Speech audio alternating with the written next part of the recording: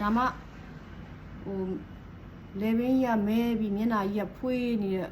အယုံမှလုံးဖြစ်တော့မဖြစ်တော့ဘူးပေါ့အဲ့တော့ sponge ကလေးကိုရင်ဆွတ်ထားတယ် sponge ကလေးနဲ့ tap လုပ်ပေးမယ်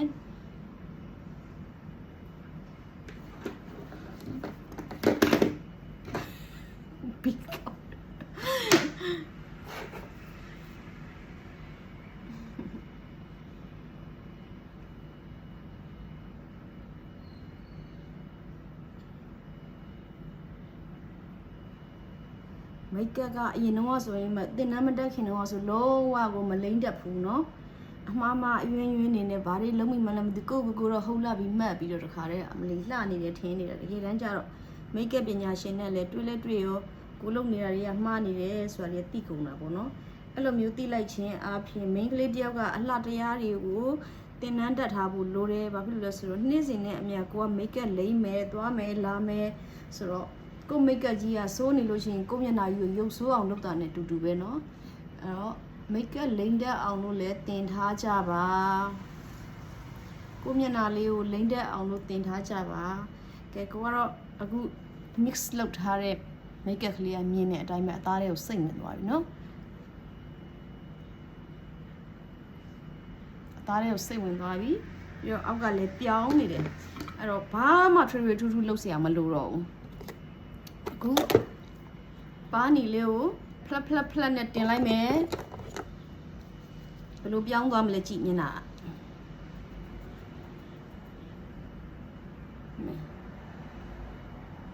ဒီရှေ့ကိုမသွားနဲ့နော်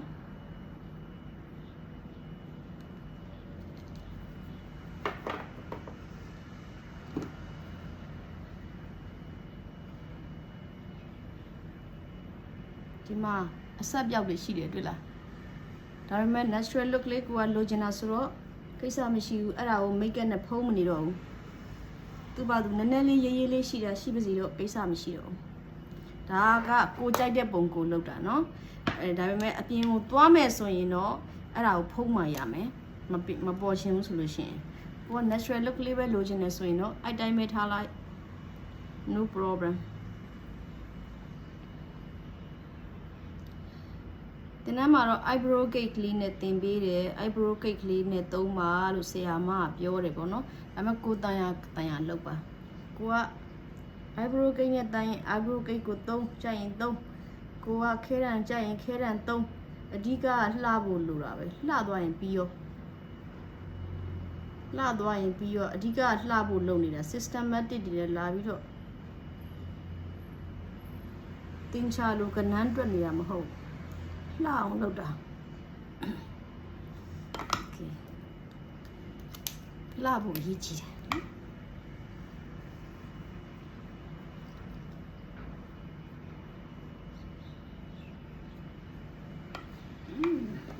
ဒီပုံနဲ့ချပူလာ Calm down I'm hot I am hot Come on, aircon.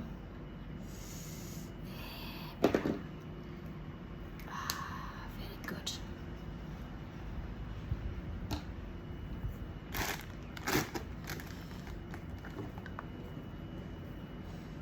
You see suntan? I love it. Love it a lot. Living on the beach is paradise. You only need to make money. Then you can live on the beach. Everything about money. You cannot survive without money. So everyone have to find money. Oh, ကန်းချီမှာနေရတာကြိုက်တယ်လို့ပြောတာဒီကပတ်စံရှာနိုင်ဖို့ပဲလိုတယ်ဘယ်နေရာမှာပဲနေကိုကြိုက်တဲ့နေရာမှာကိုနေပတ်စံရှိရင်ရပြီပတ်စံမရှိရင်တော့လှုပ်ရှင်လှုပ်လို့မရတဲ့ဘဝဆိုတာကတော့လူတိုင်းသိပါတယ်နော်accident ချင်းတူတာတော့မှပဲပတ်စံမရှိတဲ့ accident နဲ့ပတ်စံရှိတဲ့ accident တွေကတစ်မျိုးရှိတယ်နော်ပတ်စံရှိတဲ့ accident ဆိုရင်တော့ခေါင်းမော်ပြီးတော့ hey အကုန်လုံးလျှော်လိုက်မယ်ဘာမှလာမပြောနဲ့ဘာဖြစ်လဲဂရုမစိုက်ဘူးဆိုတဲ့အတန်းစားပေါ့နော်ပတ်စံရှိတာပတ်စံမရှိတဲ့ခါကြလို့ရှိရင်တော့မျက်နှာငယ်လေးနဲ့တောင်းပန်ရမယ်ငိုပြရမယ်နော်ဒီလိုမျိုးတွေရှိတယ်နော်လောကမှာ ပတ်စံရဲ့ပါဝါပေါ့ပတ်စံရဲ့ပါဝါကိုလူတိုင်းကလိုချင်တယ်ပတ်စံပါဝါရှိပြီဆိုလို့ရှိရင်အာနာတွေပြခြင်းနဲ့တယောက်နဲ့တယောက်နိုင်ထက်စင်းနေနေလှုပ်ချင်တဲ့ဘာတွေပြောနေရလဲဘာရှောက်ပြောနေလဲမိတ်ကအကြောင်းတွေမပြောဘဲနဲ့ sorry ပါတောင်းမှန်ပါတယ် okay ခုနကတော့က foundation ကို number 1 number 2ခံပြီးတဲ့အခါမှာကိုလိုချင်တဲ့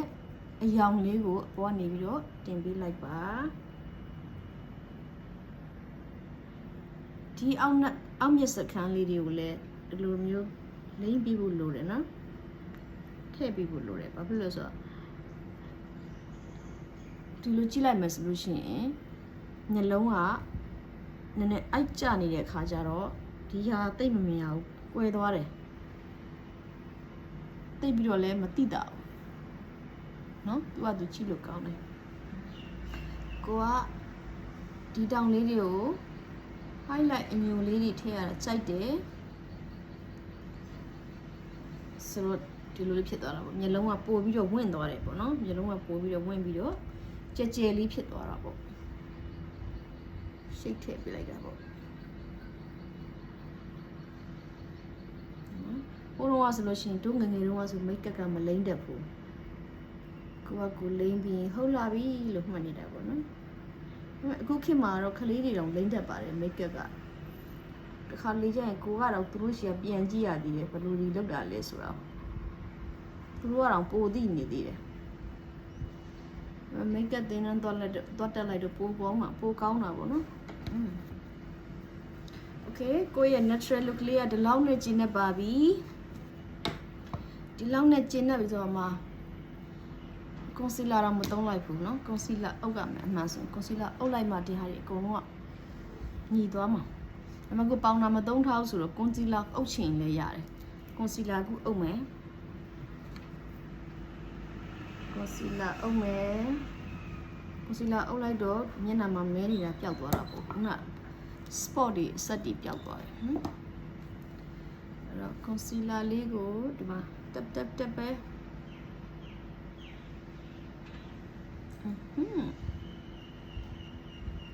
အဲကွန်လေးကိုမျက်နှာကိုတင်ထားအဲ့ဒါမှအဲကွန်နဲ့ဆိုတော့ချွေးတွေကမထွက်တော့ဘူးချွေးထွက်နေမိတ်ကပ်ကလိမ့်နေတဲ့အချိန်မှာချွေးထွက်နေဘလို့မှလုပ်လို့မရဘူးမိတ်ကပ်လိမ့်လို့ရှိရင်အဲကွန်ခန်းထဲမှာလိမ့်တာကောင်းတယ်ပူလောင်နေတဲ့အခန်းမှာသွားလိမ့်လို့မကောင်းချွေးတွေကဗျမ်းထွက်ပြီးတော့မိတ်ကပ်တွေအကုန်လုံးကိုလှုပ်ချင်တယ်လို့လှုပ်လို့မရဘူးအခုဒါဆိုလို့ရှိရင်အဲကွန်လေးအောက်မှာထိုင်နေတဲ့အတွက်ကြောင့်မလို့ခုနတင်ထားတဲ့ concealer လေးကအခု6သွားတော့မယ်တောင်းနေလို့ရှိရင်နော်အဲ့လို6သွားပြီဆိုလို့ရှိရင်ဒီ makeup ပါးနီလေးကိုပြန်တင်လိုက်ပါးနီလေးပြန်တင်လိုက်ဒါတွေကဒီပါးနီလေးတွေကအရန်ကိုတုံးလို့လည်းကောင်းတယ်ဈေးလည်းပေါ်တယ် practice လုပ်ဖို့ကအရန်ကိုအဆင်ပြေတယ်ပြီးတော့ branded တွေမဟုတ်တဲ့အတွက်ကြောင့်မလို့ branded တွေမဟုတ်တော့ခါကြတော့ practice လုပ်ကြတာတော့နည်းနည်းတော့ပညာသားတော့ပါတာပေါ့ဒါပေမဲ့ကုန်ကြနေတယ်နော်ကုန်ကြနေတယ် practice လုပ်တာကတော့အရန်ကောင်းတဲ့ပစ္စည်းတွေကိုထည့်သုံးလို့ရှိရင်ကုန်ကြများတာပေါ့ okay ဒီမဲ့တွေ့လား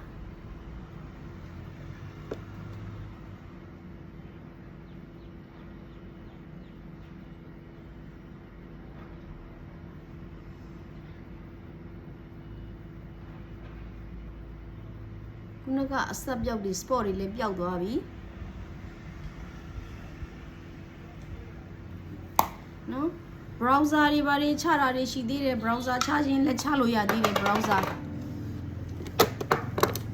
ချတာဘာမှမခက်ပါဘူးဒီမှာအညိုရောင်ရှိတယ်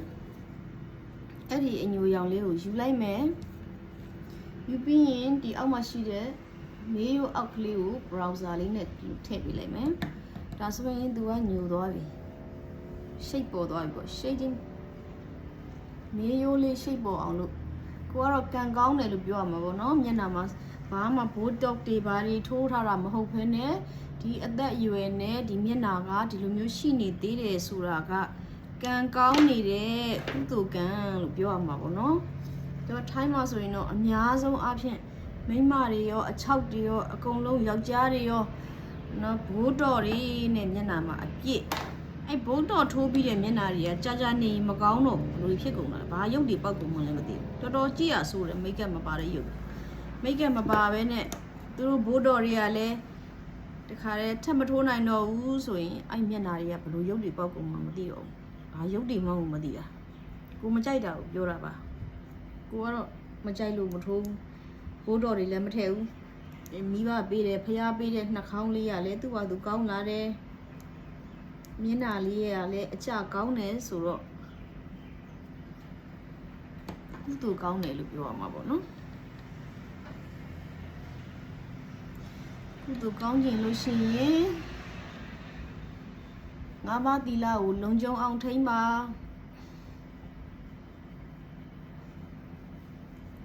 မတမာတဲ့လောဘတွေကိုလျှော့ပါပြောအောင်နေပါ okay message လေးလည်းပေးလိုက်တယ်နော်လောက်ကြည့်တာမလောက်ကြည့်တာတော့ကိုယ်အကြောင်းပါရှင်နော်တို့တော့ဖရာတရားတန်ခါမိဘဆရာကိုပဲကိုးကွယ်တယ်ရှင်နော်ဖရာကိုပဲကိုးကွယ်တယ်နတ်တွေကိုတော့မေတ္တာပို့တယ် okay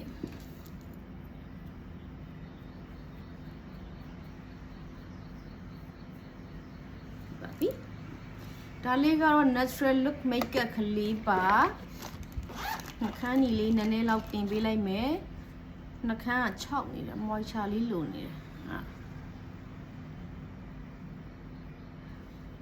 ဒါကတော့မိုနီယာလေးကကြတော့သူကနှာခမ်းသားကိုသူက moisture ထည့်ပေးတဲ့အတွက်ကြောင့်6နေတဲ့နှာခမ်းလေးတွေပြန်ပြီးတော့ heavy လေးဖြစ်လာအောင်လို့ plate okay ဆိုပြလိုက်တာဖြစ်ပါတယ်အဲ့တော့ကျေးဇူးတင်ပါတယ်ဒီနေ့အဖို့ကတော့ဒီလောက်ပါပဲ like and share kiss လုပ်ပေးပါနော် bye bye thank you so much to watch my channel God bless you all be healthy be awesome be yourself don't let anyone control you this is my message ကျမအောင်နေပါစိတ်ချမ်းသာအောင်နေပါပျော်ရွှင်အောင်နေပါသူများတွေကကိုယ်ဒုက္ခပေးတာတွေကိုမခံပါနဲ့အဲ့ဒါလေးကတော့နောက်ဆုံး message like and share thank you bye bye